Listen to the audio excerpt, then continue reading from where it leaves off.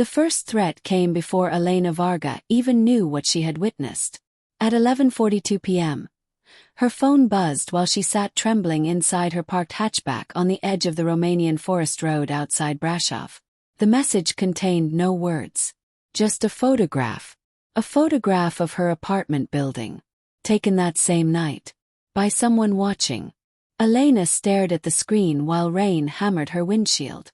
Her breathing became shallow. Her hands shook so badly the phone nearly slipped from her grip. Then another message arrived. You went the wrong way tonight. And that was the moment she realized the man she had seen in the clearing, the man standing over a bleeding body beneath the floodlights of a hidden construction site, already knew who she was. 34-year-old Elena Varga was not the kind of person who attracted danger. She worked as a documentary sound engineer for a regional television station in Brașov, Romania. Quiet, observant, recently divorced, she spent more time editing audio than socializing. People trusted her because she listened more than she spoke. Which was why, months later, prosecutors would say she became the most dangerous witness in the country. It started on a Thursday in October. Elena had spent the day recording interviews in the mountain village of Fundata for a tourism segment. By the time filming wrapped, heavy fog had swallowed the main highway back into Brașov. Her GPS rerouted her through an older forestry road that locals rarely used after dark. First she thought she was lost. Then she saw the lights. Bright industrial floodlights glowed through the trees nearly half a kilometer ahead. That was strange enough. The area was supposed to be abandoned woodland owned by the government. Curious, Elena slowed her car. As she approached, she noticed black SUVs parked behind temporary fencing. Men in dark jackets stood smoking near portable generators. No company logos. No visible plates on two of the vehicles. Something about the place felt wrong. She should have driven away. Instead, she pulled off the road and quietly stepped out with her camera bag, thinking it might be an illegal logging operation. Romania had become notorious for black market timber theft tied to organized crime and political corruption.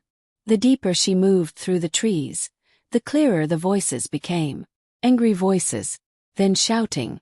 Elena crouched behind wet brush and lifted her small recording camera. What she saw would later dominate every national news station in Romania. A man was kneeling in the mud, blood pouring from his face. Two guards held him upright while another man, tall, broad-shouldered, dressed in a charcoal overcoat, paced furiously in front of him. Even in poor lighting, Elena recognized him instantly. Adrian Petrescu, business tycoon, political donor, television regular. One of the richest men in Eastern Europe. The man rumored to control judges, police contracts, and half the construction industry in the country. Elena's stomach tightened. The bleeding man begged for something in Romanian she couldn't fully hear. Petrescu suddenly pulled a pistol from his coat. Elena froze. A single shot echoed through the forest. Birds exploded from the trees overhead. The kneeling man collapsed face-first into the mud. For several seconds nobody moved. Then Petrescu calmly handed the weapon to one of his security men. "Bury it tonight," he said. Elena accidentally gasped. "Tinny." Barely audible. But one of the guards turned instantly toward the woods. Flashlights snapped on. "Who's there?" Branches cracked as men rushed toward her position. Elena ran. The chase through the forest lasted less than 4 minutes. But she would later describe it as feeling longer than an entire lifetime. She slipped twice in the mud. Lost one shoe. At one point she heard footsteps less than 20 feet behind her. But the fog helped her. She reached her car, locked the doors, and sped onto the mountain road just as headlights emerged behind her. 2 SUVs. Following fast. Elena drove recklessly through rain and darkness, heart pounding so violently she thought she might black out. One SUV tried forcing her off the road near a sharp curve, but an approaching truck caused them to back away. By the time she reached Brașov, the vehicles were gone. That should have been the end. Instead, it was only the beginning. The next morning, Elena checked her camera.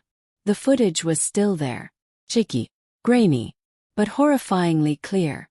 Petrescu's face. The gun. Shut. She nearly went straight to police. But there was a problem. 2 years earlier, a journalist investigating Petrescu had supposedly died in a boating accident. Another anti-corruption official had vanished after opening an inquiry into one of Petrescu's shell companies.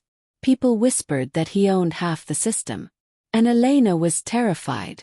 For 3 days she told nobody. Then the break-ins started. The first time nothing was stolen. Her apartment door showed no forced entry, but items had been moved. Kitchen drawers opened. Bedroom closet disturbed. Her camera bag had been searched. On the bathroom mirror, someone had written, "Delete it." Elena finally contacted an old university friend named Sorin Luca, now an investigative reporter in Bucharest. When Sorin saw the footage, his face turned pale. "You have no idea what this is," he whispered. But he was wrong. Elena understood exactly what it was. A death sentence. Within a week, the threats escalated. Anonymous calls at 2 a.m. A motorcycle parked outside her apartment every night. An envelope containing photographs of her younger sister entering work. Then came the worst part. Nobody believed her publicly. Petrescu appeared on television smiling beside government officials, donating money to hospitals, speaking about economic reform. His lawyers called any accusations conspiracy fantasies. Meanwhile, Sorin secretly contacted prosecutors in Bucharest tied to an anti-corruption division outside local influence. That decision saved Elena's life. Because 2 days later, someone tried to kill her. She was driving home from a grocery store when a delivery van accelerated directly toward her lane on a narrow bridge outside the city. At the last second, Elena swerved. Her car slammed through a guardrail and crashed halfway down an embankment. The van never stopped. When emergency responders arrived, Elena was barely conscious. But before she was taken into surgery, she told officers one sentence. "Check the brake lines." They did. They had been cut. The story exploded quietly at first. A leaked internal memo. Rumors of a protected witness. Whispers involving Petrescu's private security team. Then Sorin made the boldest move of his career. He released 32 seconds of the footage online. Not the shooting itself. Just enough. Enough to show Petrescu standing beside the injured man moments before the gunshot. Enough to trigger national outrage. Within hours, Romanian media erupted. International reporters descended on Bucharest. Protesters gathered outside parliament demanding arrests. Petrescu denied everything. He claimed the footage was fabricated. Then another witness emerged. A former security contractor named Mihai Dob contacted prosecutors from Serbia. He admitted he had worked private jobs for Petrescu for years, including disappearances. And he wasn't alone. Financial records surfaced showing millions transferred through fake environmental contracts tied to illegal logging operations in protected forests. Investigators discovered the secluded site Elena had stumbled upon was part of a massive criminal network involving bribery, land theft, and executions disguised as accidents. The dead man in the clearing had been Petrescu's accountant. He had threatened to cooperate with authorities. That was why he died. The final collapse came from arrogance. Petrescu believed nobody close to him would betray him. But one person did. His own driver. During interrogation, the driver revealed that after the forest shooting, Petrescu ordered his team to locate the woman with the camera before she reached police. Phone records confirmed coordinated surveillance on Elena for weeks. Then prosecutors uncovered the final piece. Traffic camera footage from the bridge the night Elena's brakes failed. The delivery van belonged to a shell company connected to Petrescu's construction empire. That evidence shattered everything. Adrian Petrescu was arrested during a live charity gala in Bucharest. The footage of officers escorting the once untouchable billionaire through a ballroom full of stunned politicians became one of the most replayed clips in Romanian television history. He was eventually convicted on charges including murder, criminal conspiracy, witness intimidation, and corruption. Several officials resigned after the trial exposed years of protection and bribery. But victory came with scars. Elena never returned to her old apartment. Never returned to television work either. 4 months after the trial, she reportedly slept with lights on, terrified by every unfamiliar sound outside her window. Because surviving someone powerful does not end fear overnight. Sometimes it only teaches you how real fear truly is. Years later, during a rare interview, a journalist asked Elena why she kept the footage instead of destroying it and disappearing. She thought for a long moment before answering.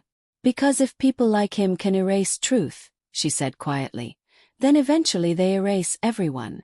And for a few seconds after she said it, the room fell completely silent. If you enjoyed this story, don't forget to like this video and subscribe for more shocking true crime stories, mysteries, and criminal investigations every week. What would you have done if you were in Elena's position after witnessing that murder in the forest? Could you risk your life to expose someone that powerful? Drop your thoughts and theories in the comments below. I read every comment.